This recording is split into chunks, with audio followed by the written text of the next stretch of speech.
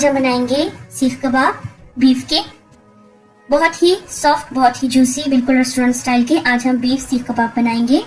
تو کچھ ٹپس ہیں جو آج میں آپ لوگوں کے ساتھ شیئر کرنے جا رہی ہوں، تو آپ اسے ایز از فالو کریں تو آپ کے کباب بہت ہی سافٹ اور بہت ہی جوسی بنیں گے، پلس یہ سیخ سے بالکل بھی نہیں اتریں گے اور بالکل ریسٹورنٹ سٹائل آپ کے جوسی کباب تیار ہوں گے۔ اس کے لیے سب سے پہلے ہم کباب مسالہ تیار کریں گے۔ تو ہم ایک فرائنگ پین میں 2 کھانے کے چمچ ثابت دھنیا شامل کریں گے، 1 کھانے کا چمچ ہم اس میں سفید زیرہ ایڈ کریں گے، 2-3 چھوٹے ٹکڑے ہم دار چینی کے ایڈ کریں گے، اور ساتھ میں کباب چینی، یہ آپ دیکھ سکتے ہیں۔ تو کباب چینی کے ہم تقریباً 6-7 پیسز ایڈ کریں گے۔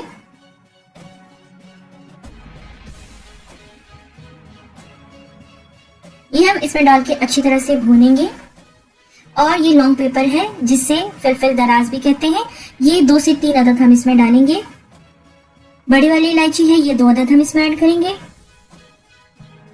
میں یہاں پہ جو گول والی سرخ مرچیں ہیں وہ میرے پاس نہیں ہے، اس لیے میں یہ والی ڈرائی مرچیں اس میں یوز کری ہوں، ریڈ چلی 2 سے 3 عدد۔ اس طرح اگر آپ ہیں بڑی والی تو آپ وہ بھی یوز کر سکتی ہیں، اور اگر گول والی ہیں تو تقریباً 6 سے 7 عدد آپ وہ یوز کر لیں۔ میڈیم ہیٹ پر ہم اسے ڈرائی روسٹ کریں گے 2 سے 3 منٹ کے لیے، اور اس کے بعد ہم اسے گرائنڈر میں گرائنڈ کر لیں گے، یعنی کہ جو مکسر ہے اس میں اسے ہم پیس لیں گے۔ اب ہم فرائنگ پین میں 2 کھانے کے چمچ آل پرپس فلور یعنی کہ میدا ڈال کر اسے بھونیں گے، یہ بھی ہم ڈرائی روسٹ کریں گے۔ یاد رکھیں کہ یہ بیسن نہیں ہے، یہ آل پرپس فلور یعنی کہ میدا ہے۔ بیسن میں سیخ کباب میں شامل نہیں کرتی، یہ ایک پروفیشنل طریقہ ہے جو کہ میں نے سیکھا تھا۔ تو اس میں ہم میدا شامل کریں گے اور میدے کو اچھی طرح سے ہم بھونیں گے۔ میدے کو ہم نے اتنا بھوننا ہے کہ میدے کا کلر چینج ہونا شروع ہو جائے اور اس میں سے خوشبو آنی شروع ہو جائے۔ میدے کا کلر براؤن ہونا شروع ہو گیا ہے اور اس میں سے خوشبو آنی بھی شروع ہو گئی ہے، تو یہ میدا ہمارا تیار ہے۔ اب ہم اسے سائڈ پر رکھیں گے، یہ آپ دیکھ سکتے ہیں۔ یہ میں نے میدا لیا ہے، یہ میں نے قیمہ لیا ہے۔ تو قیمہ آپ ہمیشہ فریش ہی لیں، یعنی کہ بالکل تازہ بنا ہوا قیمہ آپ لیں۔ پہلے تو کوشش کریں کہ آپ کے پاس اگر قیمے بنانے والی مشین ہے، یعنی کہ چاپر ہے یا پھر قیمہ والی مشین ہے، تو آپ گھر پر ہی قیمہ بنائیں۔ تقریباً 1 کلو یہاں پہ تقریباً ٹوٹل قیمہ بنتا ہے، یعنی کہ 800 گرام میں نے ریڈ جو بوٹیاں ہوتی ہیں وہ لی تھی، اور 200 گرام میں نے چربی لی تھی۔ چربی میں اس سے پہلے آپ کو بتا چکی ہوں میرے چپلی کباب والی ریسیپی میں کہ نرم والی چربی آپ لیں گی، 200 گرام چربی اور 800 گرام گوشت، بالکل ریڈ میٹ جو ہوتا ہے، تو دونوں کو ملا کر آپ نے قیمہ بنانا ہے۔ تو اسی طرح قیمہ ہونا چاہیے، بالکل فریشلی گراؤنڈ کیا ہوا، یا پھر آپ بازار میں بنوا لیں، اسی ٹائم آپ بنوا لیں، ریڈی میڈ آپ بالکل بھی نہ لیں۔ تو فریش قیمہ ہونا چاہیے اور ٹھنڈا ہونا چاہیے، تقریباً 1 گھنٹے کے لیے آپ اسے فریج میں رکھ دیں۔ یہ پہلا سٹیپ ہے۔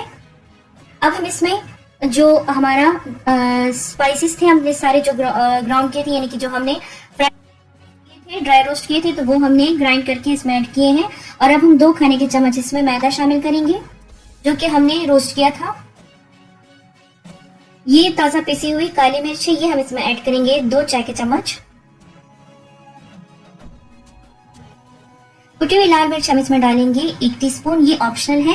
اگر زیادہ مرچ آپ کو نہیں پسند تو سٹارٹ میں بھی ہم نے مرچ ایڈ کی تھی، آپ اس کو اسکپ کر سکتی ہیں۔ نمک آپ حسب ذائقہ ایڈ کر سکتے ہیں، میں یہاں پہ 1 ٹیبل اسپون یعنی کہ 1 کھانے کے چمچ ایڈ کر رہی ہوں، یہ ٹیسٹ کے حساب پر ڈیپینڈ ہے۔ ہلدی پاؤڈر ہم اس میں شامل کریں گے 1 ٹی اسپون یعنی کہ 1 چھوٹا چائے کا چمچ۔ اور اس کے علاوہ دوسرا اہم سٹیپ جو ہے وہ ہے پیاز کا۔ یہاں پہ میں 3 عدد میڈیم سائز کے میں نے پیاز لی ہے، جسے میں نے گریٹ کر لیا ہے۔ یاد رکھیے کہ اسے آپ نے چاپ نہیں کرنا، اسے آپ نے گریٹ کرنا ہے۔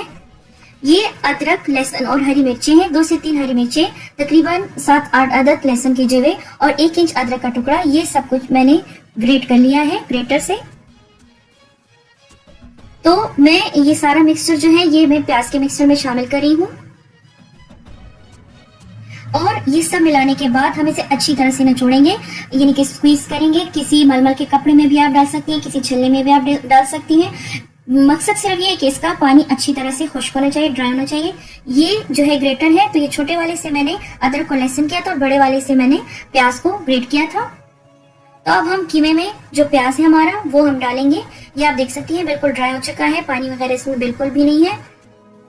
تو اب ہم اچھی طرح سے یہ ساری چیزیں مکس کریں گے. تقریباً 4 سے 5 منٹ تک ہم اسے اچھی طرح سے مکس کریں گے, اور مکس کر لینے کے بعد ہم نے اسے ریفریجریٹ کرنا ہے, یعنی کہ 2 سے 3 گھنٹوں کے لیے ہم نے اسے فریج میں ریفریجریٹر میں رکھ کے چھوڑ دینا ہے تاکہ یہ ٹھنڈا ہو جائے اور میرینیشن بھی اس کی اچھی طرح سے ہو جائے. یاد رکھیں کہ قیمہ بھی آپ کا ٹھنڈا ہونا چاہیے, فریش ہونا چاہیے اور ٹھنڈا ہونا چاہیے, کیونکہ اس میں فیٹ ہوتا ہے. تو اگر آپ روم ٹیمپریچر پہ لیں گی اور اس طرح آپ مسل کے اسے بنائیں گی تو وہ فیٹ میلٹ ہو جائے گا اور قیمہ آپ کا بالکل بھی اچھا نہیں بنے گا, پانی چھوڑ دے گا. اور جب ہم اس طرح میرینیشن کرتے ہیں تو یہ بھی ضروری ہے کہ آپ اسے فریج میں رکھیں, کیونکہ ٹیمپریچر مینٹین رکھنا اس کا بہت ہی ضروری ہے. اب ہم ٹھنڈا پانی لیں گے ایک بول میں, اور اس میں تھوڑا سا فوڈ کلر شامل کریں گے. فوڈ کلر آپشنل ہے, اس سے باہر کا جو اس کا کلر ہے بہت ہی اچھا آتا ہے, بالکل پروفیشنل جو بازار میں بناتے ہیں بالکل ویسے ہی آتا ہے. تو اب ہم ایک اسکیور لیں گے اور اس کو اچھی طرح سے اس طرح کر کے صاف کریں گے.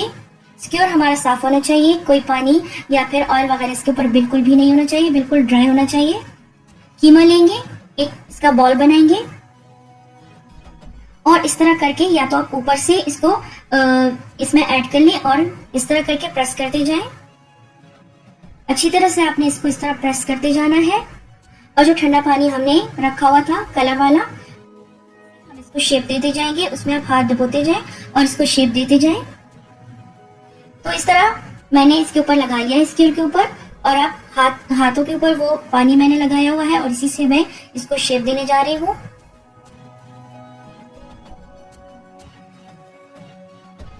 یاد رکھیں کہ اس کے اوپر شیپ آپ نے نائسلی دینا ہے, کیونکہ اگر آپ اسے لوزلی کوٹ کریں گی تو یہ پھر بعد میں اس سے گرنے کا خدشہ رہتا ہے, یہ گر جاتا ہے. یہ آپ دیکھ سکتے ہیں نیچے سے اس طرح کر کے ہم نے اسے اس طرح سیکیور کر لینا ہے. یہ آپ دیکھ سکتے ہیں اس طرح. اوپر سے بھی ہم اسی طرح کریں گے, یہ یہاں سے اس طرح پریس کریں گے اور اوپر سے اور نیچے سے دونوں سے ہم اس طرح سیکیور کر لیں گے. اور اسی طرح ہم سارے سیکیورز بنا لیں گے, ساری سیخوں پر ہم کباب لگا لیں گے. اور اب ہم دیکھتے ہوئے کوئلوں پر سیخ کباب بنائیں گے. کوئلہ اچھی طرح سے یہ آپ دیکھ سکتی ہیں پکا ہوا ہے, کوئی اس میں شعلہ وغیرہ نہیں ہے, یہ کوئلہ دہکا ہوا ہے. تو اسی طرح ہم نے اس کو پکانا ہے. پہلے کے 1-2 منٹ آپ نے بالکل بھی اسے ٹرن نہیں کرنا, اور 2 منٹ بعد آپ نے اسے ٹرن کر کے دیکھنا ہے. اگر یہ ایک سائڈ سے ہو چکا ہو تو آپ نے اس کی سائڈ ٹرن کر لینی ہے, نہیں تو آپ نے مزید اسے 2 منٹ کے لیے کوک کرنا ہے. تقریباً 7 سے 8 منٹ لگتے ہیں سیخ کباب کے پکنے میں, یعنی کہ بہت ہی جلدی یہ پک جاتے ہیں. یہ آپ دیکھ سکتی ہیں ایک سائڈ سے یہ ہو چکا ہے. اب ہم اس کی سائڈ ٹرن کریں گے اور دونوں سائڈ سے اچھی طرح سے کلر آ لینے کے بعد ہم اس کے اوپر گھی لگائیں گے. یاد رکھیں کہ جتنا زیادہ گھی یا آئل آپ اس کے اوپر لگائیں گے برش کی مدد سے تو یہ بہت ہی سافٹ بنیں گے, بہت ہی جوسی بنیں گے, اور بالکل ویسے ہی جس طرح کے ریسٹورینٹس میں ملتے ہیں تو بالکل ویسے ہی بنیں گے. یاد رکھیں کہ آپ نے اسے اوور کک بالکل بھی نہیں کرنا. اگر آپ اسے اوور کک کریں گی تو اس کا کلر ڈارک ہو جائے گا, اوپر سے سخت ہو جائیں گے اور اندر سے بھی اس کا کوئی ٹیسٹ نہیں ہوگا. تو یہ سیخ کباب ہمارے تیار ہیں.